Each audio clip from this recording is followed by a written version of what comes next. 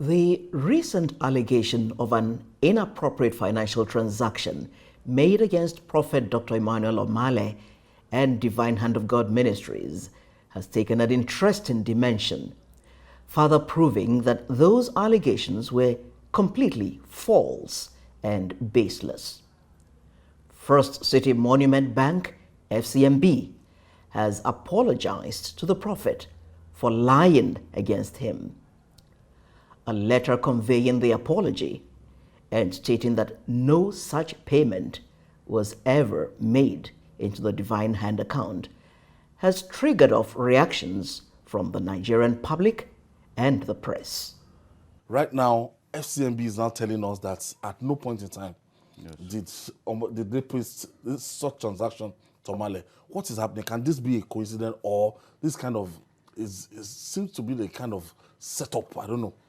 The bank has clarified that this was caused by a system error, and that 27 other accounts were affected. The reports of the purported planting, I call it planting, of the sum of 573 million naira in the account of Divine Hand of God Ministries, came as a rude shock to some of us, because I have known Prophet Emmanuel Omale for years. So it came as a rude shock for me to hear that, someone somewhere is using him or using his ministry as a conduit pipe, to launder money.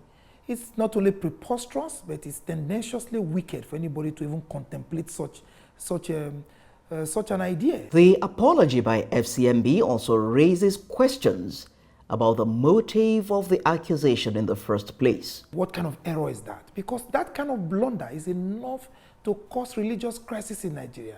Why would anybody wake up and say that, it is a man of God who would be laundering money for someone else?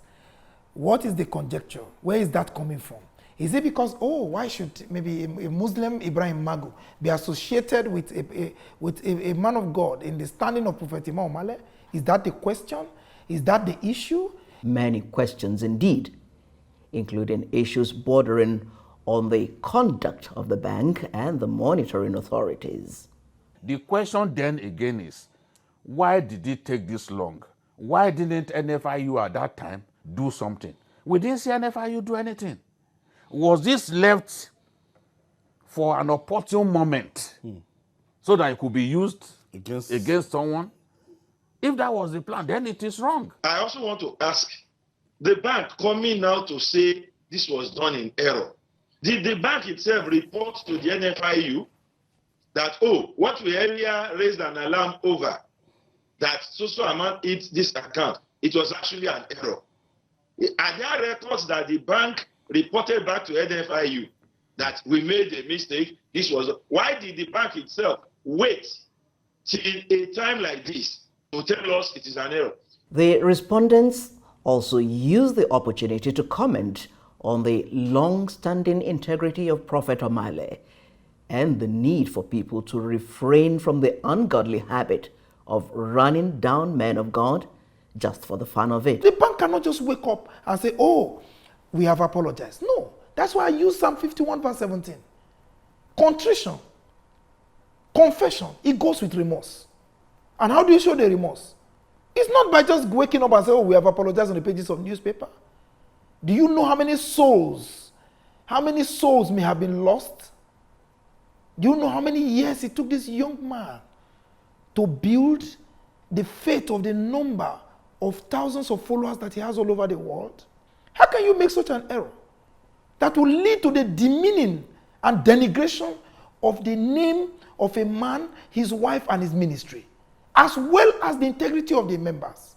Now that it has fallen like a pack of cards that there is no such a transaction, so where is the property that was bought in Dubai? On a final note, Prophet Omale bears no grudge, as the Lord whom he serves has vindicated him and will assuredly always fight for him. The people-loving man of God says the experience has motivated him to work even harder on his God-given mandate as Apostle of Liberation and Oracle of the Most High towards delivering freedom to all who seek help from the Almighty, whoever they be, and whatever their social or religious background. As he always says, Jesus Christ died for everybody. I'm not surprised. It's not a new thing. Jesus went through this. Jesus was persecuted. There's nobody that doesn't come here in this country and beyond. This altar is for everybody.